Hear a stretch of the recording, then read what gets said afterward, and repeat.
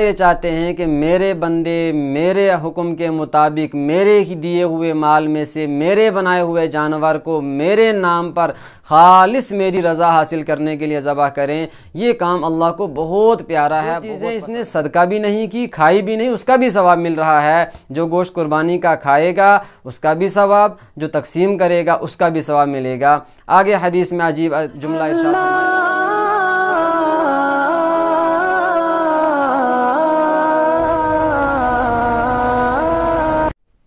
الحمد للہ وحدہ لا شریک لہ والصلاة والسلام علی من لا نبی بعدہ۔ شریعت مطہرہ نے انسان پر کچھ بدنی عبادات لازم کی ہیں، کچھ مالی عبادات لازم کی ہیں اور کچھ زبانی عبادات لازم کی ہیں۔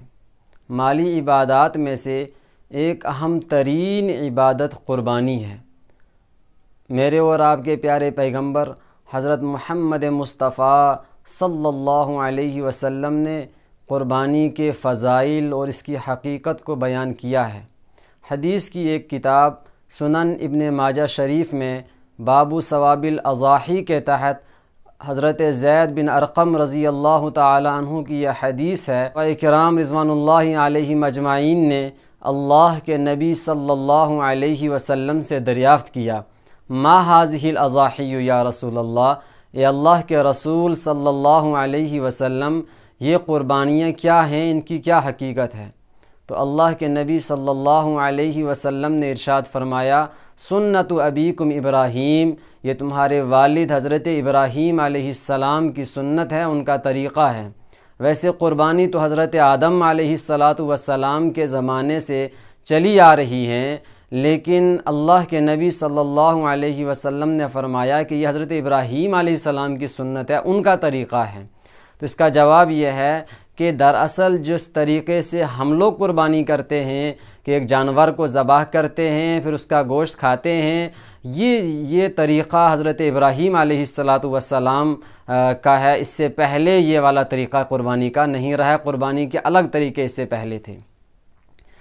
آگے صحابہ کرام رضوان اللہ علیہم اجمعین نے عرض کی، فما لنا فیہا یا رسول اللہ، اے اللہ کے رسول صلی اللہ علیہ وسلم تو ہمیں قربانی کرنے سے کیا ملے گا؟ تو اللہ کے نبی صلی اللہ علیہ وسلم نے فرمایا، بکل شعرۃ حسنہ، کہ ہر بال کے بدلے میں ایک نیکی ملے گی۔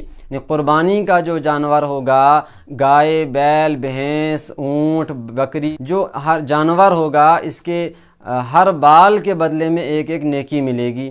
صحابہ کرام رضوان اللہ علیہ مجمعین نے عرض کیا، حضرت گائے، بیل، بھینس، اونٹ، بکری پہ تو سمجھ میں آتا ہے کہ ان پہ بال ہوتے ہیں، لیکن بھیڑ پر تو اون ہوتی ہے۔ فالصوف یا رسول اللہ، اے اللہ کے رسول صلی اللہ علیہ وسلم تو اون کا کیا حکم ہے؟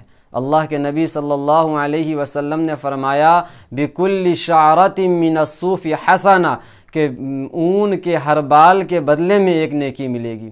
سبحان اللہ، گائے کے بال، بھینس کے بال، اونٹ کے بال، بکری کے بال اور بھیڑ کی اون کے ہر بال کو کیا کوئی گن سکتا ہے؟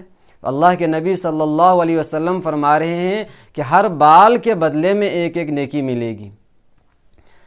اور قرآن کریم نے ضابطہ بیان کیا، من جاء بالحسنۃ فلہ عشر امثالھا، کہ جو ایک نیکی لے کر کے آئے گا اس کو 10 نیکیوں کا اجر ملے گا۔ اب آپ اندازہ لگائیں کہ ایک جانور قربانی کرنے کا کتنا عظیم ثواب ملتا ہے۔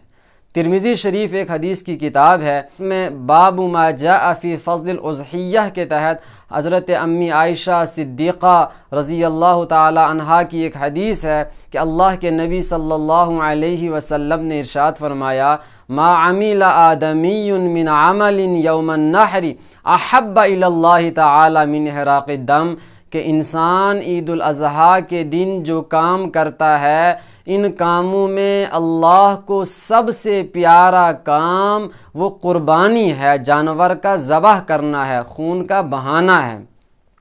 اگر کوئی شخص عید الاضحیٰ کے دن میں ہزاروں لاکھوں روپیہ خرچ کر رہا ہے، نقدی کسی کو دے رہا ہے، ایک آدمی جانور قربانی کر رہا ہے، ذبح کر رہا ہے، تو اللہ کے نبی صلی اللہ علیہ وسلم کے اس فرمان کے مطابق اللہ کو سب سے زیادہ پیارا، سب سے زیادہ پسندیدہ یہ قربانی کرنے والا شخص ہے، اللہ یہ چاہتے ہیں کہ میرے بندے میرے حکم کے مطابق میرے ہی دیے ہوئے مال میں سے میرے بنائے ہوئے جانور کو میرے نام پر خالص میری رضا حاصل کرنے کے لیے ذبح کریں۔ یہ کام اللہ کو بہت پیارا ہے، بہت پسند ہے۔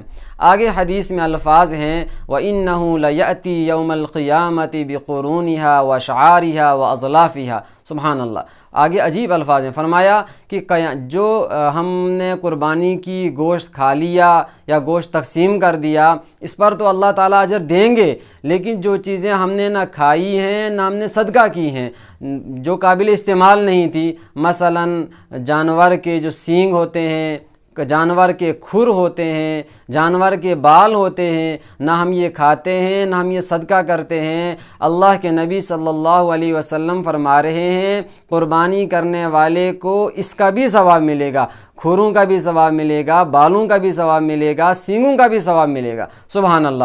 جو چیزیں اس نے صدقہ بھی نہیں کی، کھائی بھی نہیں، اس کا بھی ثواب مل رہا ہے۔ جو گوشت قربانی کا کھائے گا اس کا بھی ثواب، جو تقسیم کرے گا اس کا بھی ثواب ملے گا۔ آگے حدیث میں عجیب جملہ ارشاد فرمایا گیا، فرمایا وَإِنَّ الدَّمَ لَيَقَعُ مِنَ اللَّهِ بِمَكَانٍ قبل ان یقع من الارض، کہ جانور ذبح کرتے وقت جو خون نکلتا ہے وہ خون زمین پر گرنے سے پہلے اللہ کی بارگاہ میں شرف قبولیت حاصل کر لیتا ہے، سبحان اللہ۔